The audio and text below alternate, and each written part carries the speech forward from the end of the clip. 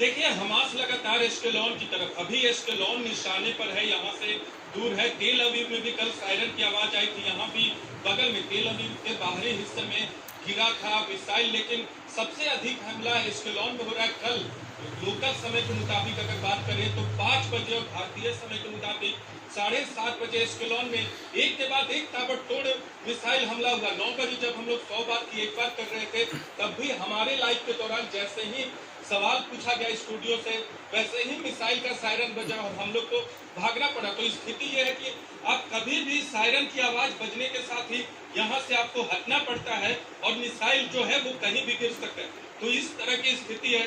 तेल अवीव में भी अब निशाने पर आ गया। धीरे धीरे मिसाइल की संख्या यहाँ भी बढ़ रही है, इस पर भी अटैक किया जा रहा है। लेकिन 1 से 1.5 मिनट का वक्त होता है इजराइल को रिएक्ट करने का। इजराइल जो है पूरी तरह से गाजा पट्टी के करीब के इलाके में पहुंच चुका है, वहां बॉर्डर को सिक्योर कर लिया है, लेकिन एयर को अब तक सिक्योर नहीं किया गया है हमास की तरफ से। हमास लगातार मिसाइल से हमले कर रहा है, लेकिन जमीन को तो सिक्योर किया है, गाजा पट्टी के बॉर्डर को सिक्योर किया है इजराइल की आर्मी ने।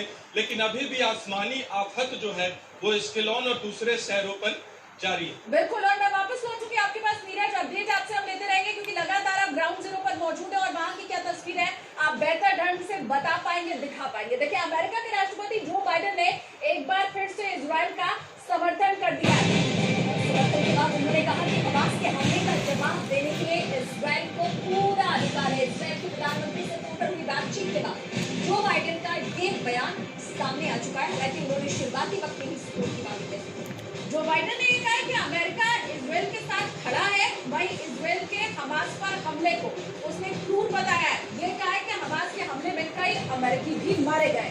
उन्होंने कहा कि अमेरिका इस युद्ध में पूरी तरह से इजराइल की मदद करने वाला है, हर सूरत पे, चाहे वो हथियार के स्तर पे हो या किसी और स्तर पे। अमेरिका साथ खड़ा है। More than 1,000 civilians slaughtered, not just slaughtered, in Israel. Among them, at least 14 American citizens killed. This is terrorism. But sadly, for the Jewish people, it's not new. तो जो बाइडेन को आपने सुना, और ये पहले दिन से ही, जंग से पहले भी और जंग के बाद भी लगातार अमेरिका ये कहता रहा है कि इस सब पूरे प्रकरण में हम अगर खड़े हैं तो किसी के साथ तो वो इजराइल ही है। अब आपको बताते हैं सिलसिलेवार तरीके से कि आखिर इजराइल की मदद अमेरिका कैसे कर रहा है, अमेरिका क्या क्या अब तक कह रहा है। अमेरिका ने उम्मीद जताई है कि जरूरत पड़ने पर इजराइल को वो सब मिलेगा जिसकी उसे जरूरत है। इस मदद में वो शामिल है एयर डिफेंस सिस्टम, वो अपना प्रोवाइड कराएगा, और इसी के साथ में गोला बारूद भी जंग में लड़ने के लिए हमास से वो इजराइल को प्रोवाइड कराएगा। बंधक को बचाने के लिए भी स्पेशल फोर्स देगा। जितने भी सैनिक बंधक बनाए गए हमास की ओर से, उनको निकालने के लिए भी खुफिया मदद देने की भी पेशकश करेगा। इंटेलिजेंस रिपोर्ट्स क्या हो, इसके लिए भी वो मदद देगा। तो जो बाइडेन का बयान, अमेरिका के वेपन्स आना और ये तमाम चीजें ये साफ कर देती है कि अमेरिका अगर कहीं खड़ा है तो वो इजराइल के साथ। हमास के हमले ने इजराइल के साथ साथ अमेरिका के भी होश उड़ा दिए। हमास ने तो यहाँ तक दावा किया है कि इजराइल पर 7 अक्टूबर पर जो हुआ हमला वो तो सिर्फ ट्रेलर है, अभी पूरी पिक्चर दिखाना बाकी है। हमास ने यह दावा किया है कि उसके पास रॉकेट और मिसाइलों की कोई कमी नहीं है और अगला हमला नेतन्याहू की फौज के छक्के छुड़ा देगा।